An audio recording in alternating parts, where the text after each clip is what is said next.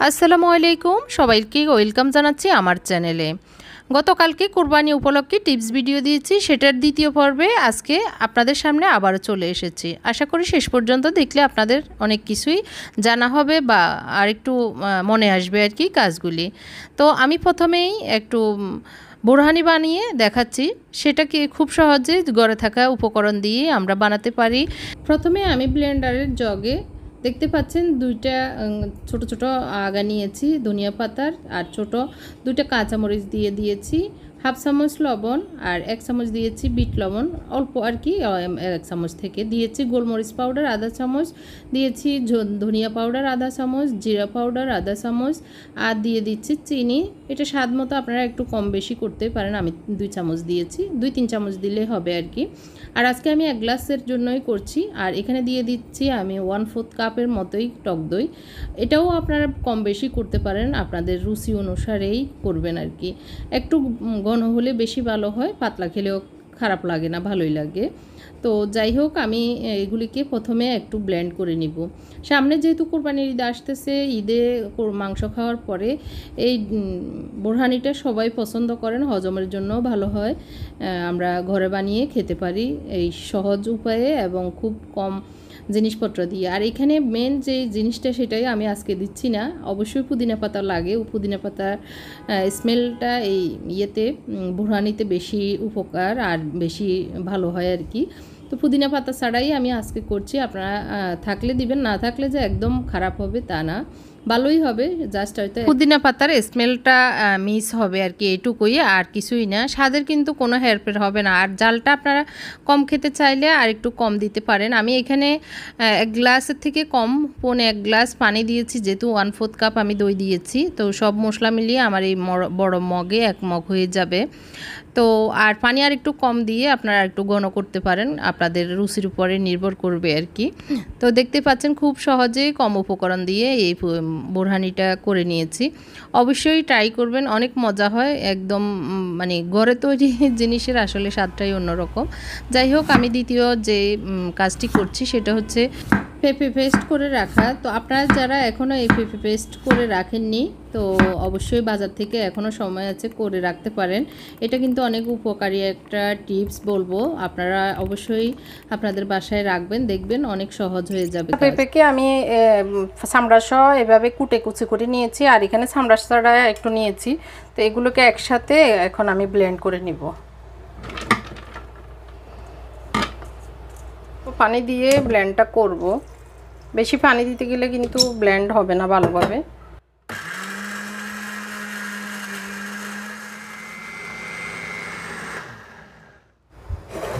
তো এই তো আমার পেঁপে ব্লেন্ড করা শেষ। এখন আমি এরকম একটা ফ্ল্যাট বক্সেও রাখতেছি, আবার কিছু আমি এভাবে আইস কিউব প্লেটেও রাখছি।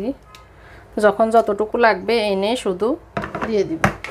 আর বক্সে রাখলে একটু 10 মিনিট আগে বের করে রাখলে তারপর দিতে সুবিধা হবে। তো এই তো হয়ে গেছে আমার গুরুত্বপূর্ণ একটা জিনিস, যেটা আমি শুধু কোরবানির ঈদ ছাড়াও সারা বছরই এগুলি ইউজ করা যাবে।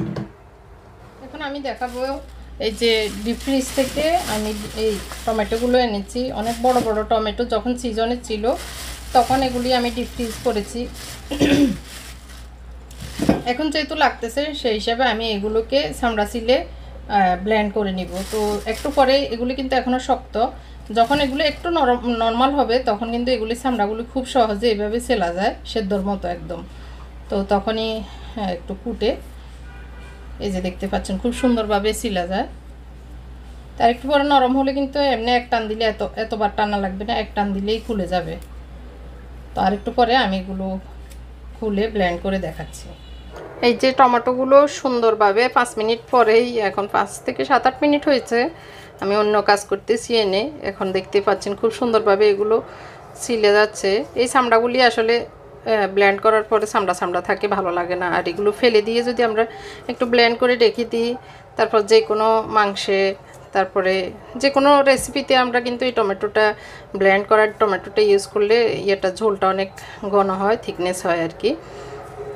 আর টমেটোর কারণে স্বাদটাও বাড়ে।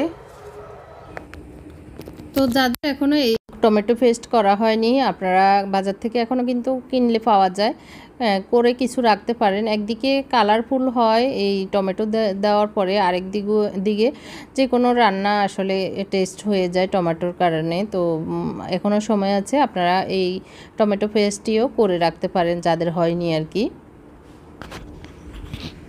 তো এই তো হয়ে গিয়েছে আমাদের টমেটো পেস্টগুলি আমার আর কি। তো আমার এই বড় কাজটাও কমপ্লিট হলো আলহামদুলিল্লাহ। একটু একটু করেই করে রাখছি, আপনাদের সাথেও শেয়ার করছি। কেমন লাগছে আপনাদের এই টিপসগুলি অবশ্যই কমেন্ট করে জানাবেন। তো এই প্লেটটা আমি ডিপ ফ্রিজে রেখে দিব, যখন এগুলি আইস হয়ে যাবে কিউবগুলিকে খুলে আমি জিপলক ব্যাগে রেখে দিব। এখন যেটা দেখাবো শুকনো এই যে মরিচ হলুদের আইটেম, এগুলি আমাদের ম্যাক্সিমাম ঘরেই করা হয়ে গিয়েছে আমি যতটুকু জানি, কারণ হচ্ছে এখন আর সময় বেশি একটা নেই। তো যাদের করা হয়নি তারা এখনও সময় আছে, করে নিতে পারেন। আমার হলুদ গুঁড়ো আগের ছিল, মরিচ গুঁড়ো আগের ছিল, এখানে ধনিয়া গুঁড়া, এখানে জিরা গুঁড়া, এগুলো আমার আগেরই করা ছিল। আর এখানে মিক্স মশলা, এখানে মাংসের মশলা আর কি মিক্স, এখানে জিরা ধনিয়া, তারপরে তেজপাতা, এলাচ, দারচিনি, লবঙ্গ, তারপরে হচ্ছে গোলমরিচ পাউডার, মানে মাংসের যত মশলা দেওয়া হয় সেটার পরিমাপে আমি এগুলোকে মেশিনে ভাঙিয়ে নিয়েছি। জিরা আলাদা বেছে টেসে পরিষ্কার করে জিরা ভাঙিয়ে নিয়েছি, ধনিয়া। তো এগুলি এখন আমার তো স্টকে আছে, আল্লাহর রহমতে অসুবিধা বেশি হবে না। লবণ স্টকে রাখতে হবে, লবণ যদি ঢুকানো না থাকে লবণটা ঢুকিয়ে নেওয়া।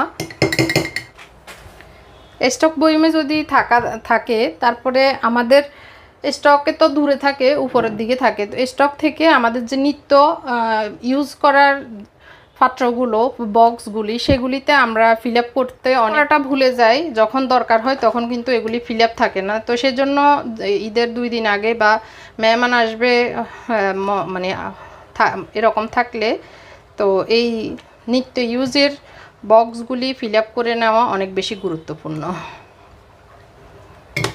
স্টকে থাকলে তো হবে না, নিত্য ইউজের জিনিসগুলিতে যদি থাকে তখনই হাতের কাছে থাকা হয়। যদি এই জিনিসগুলিতে, নিত্য ইউজের জিনিসগুলিতে না থাকে তখন কিন্তু অনেক বেশি বিরক্তি লাগে। এগুলিকে নামানো, এগুলি ফিল আপ করা তখন অনেক বেশি বড় একটা কাজের হিবিজিবি লেগে যায়। তো এটা হচ্ছে আমার মিক্স মশলার বয়ম, আর লবণ তো ঢুকিয়ে নিয়েছি, মিক্স মশলাটা আমি এখন ঢুকিয়ে নিচ্ছি। তো এটা আমি আসলে যারা নতুন তাদের জন্যই বলছি, তারা তো আসলে বুঝতে পারেন না কি করবেন কোরবানির ঈদের আগে কাজ কি। তো সময় থাকতে এই কাজগুলি করে ফেললে আমাদের কষ্ট কম, ঝামেলা মুক্ত, টেনশন মুক্ত, সব মিলিয়ে আমরা ফ্রি থাকতে পারবো সেই 2-3 দিন। এই কাজগুলি তো আমাদের করতেই হবে, তো আগে করে ফেললে ভালো আর কি।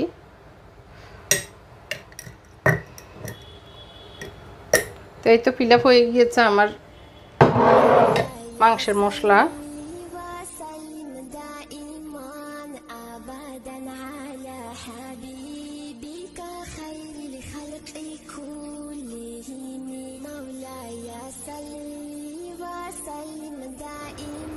এই তিনটা জিনিস ফিল আপ হয়ে গিয়েছে। আমি এখন লবণ ঢুকানো হয়েছে, হলুদ ঢুকানো একটু লাগবে।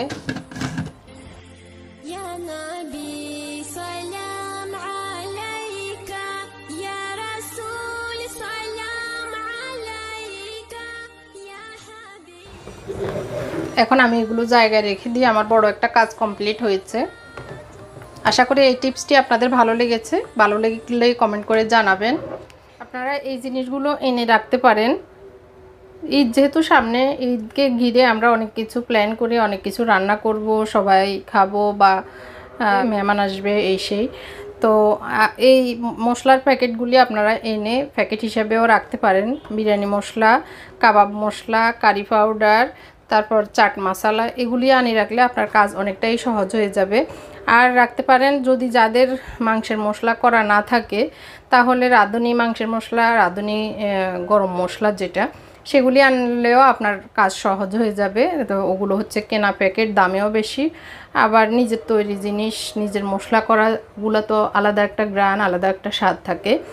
আর কাবাব মশলার প্যাকেট যদি না আনেন তাহলে আমি এখানে রেডি করে নিয়েছি। আমার এখানে অল্প আছে, আমি এগুলি করে আমি বক্স ঢুকিয়ে রাখবো। এখানে নিয়েছি গোলমরিচ পাউডার, গোলমরিচ কালো এবং সাদা, আপনারা চাইলে যে কোনো একটা দিতে পারেন। আমি এখানে এক টেবিল চামচ থেকে বেশি নিয়েছি, 1.5 টেবিল চামচ। এখানে জয়ত্রী, জয়ফল এখানে দিব, জয়ফলটা অ্যাড করিনি এখানেও। জয়ফল, জয়ত্রী, এলাচ 1 টেবিল চামচ নিয়েছি, 25-30টার মতো, 20-25টার মতো। আর 4টা দারচিনি নিয়েছি। তারপরে শাহি জিরা, জিরা পাউডার নিয়েছি। আমার কাছে আস্ত জিরা নেই, আস্ত জিরা থাকলে আস্ত জিরা দিবেন। 1 টেবিল চামচ শাহি জিরা আর 2 টেবিল চামচ জিরা। আর এখানে 7-8টি আমি মরিচ নিয়েছি। তো এগুলিকে শুকনো একটু তেলে, হালকা গরম তেলে, যেন বেশি গন্ধ না হয়ে যায়, হালকা গরম মুসমুসে হলে আমি এগুলোকে ব্লেন্ড করে নিব।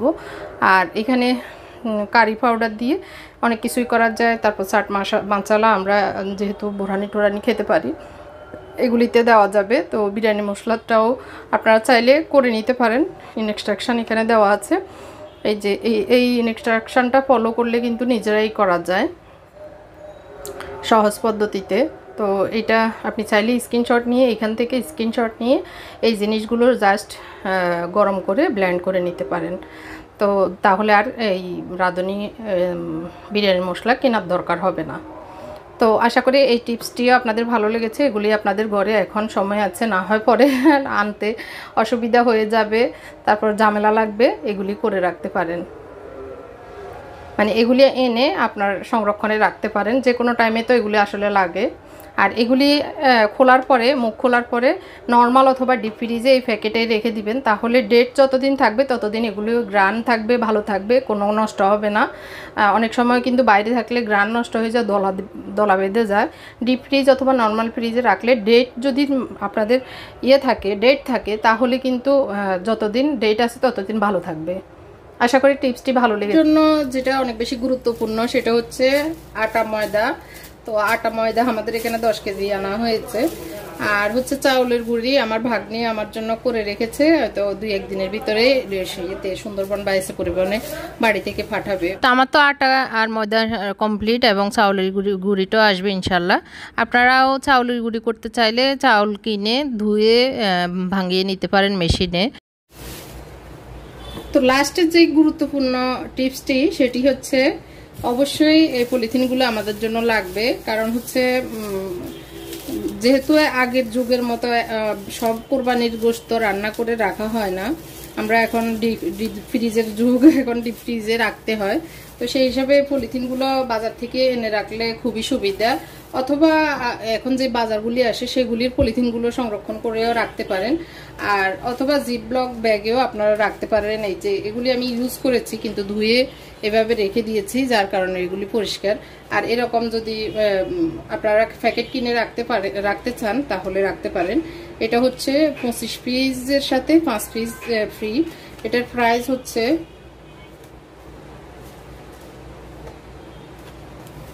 এটার প্রাইস হচ্ছে 250 টাকা। তো এটা একটু কস্টলি, এটা আপনারা চাইলে কিনতে পারেন, না হয় এরকম। আর এটা সাইজগুলো হচ্ছে এরকম, আধা কেজি 1.5 কেজির মতো ধরবে আর কি। আর বড় সাইজটা হচ্ছে এরকম। তো ওইটা হচ্ছে 300-350 টাকার মতো হবে আর কি, বড় সাইজটা। তো এটা কস্টলি, এটা হয়তো সবার অ্যাবিলিটি সম্ভব হবে না কেনা। তো এটা 200 টাকা করে কেজি, এটা 250 টাকা নিয়েছে, না 200 টাকা কেজি, 250 গ্রাম আনা হয়েছে। আর এটা হচ্ছে ময়লার ডাস্টবিনের পলিথিন। তো সামনে যেহেতু অনেক কিছু ময়লা টয়লা হবে, ডাস্টবিনের পলিথিনগুলো খুবই জরুরি। আমার অনেকগুলো আছে ডাস্টবিন পলিথিন, তারপরে এনেছে। আর এটা এখানে 250 গ্রামের একটা 250 গ্রাম এনেছে। এটার প্রাইস হচ্ছে, এখানে 50 টাকা আনা হয়েছে 250 গ্রাম। আর কালোটা হচ্ছে 180 টাকা কেজি, তো এখানে 250 গ্রাম আনা হয়েছে। তো আমার সব জিনিসপত্র কমপ্লিট। আটা ময়দা সব আনা হয়েছে, মশলাপাতি সব রেডি। তো আপনারা এরকম রেডি করে ফেলতে পারেন। আজকের মতো এখানে ব্লগটি শেষ করছি। কেমন লেগেছে কমেন্ট করে জানাতে ভুলবেন না। সবাই ভালো থাকবেন। আল্লাহ হাফেজ, আসসালামু আলাইকুম।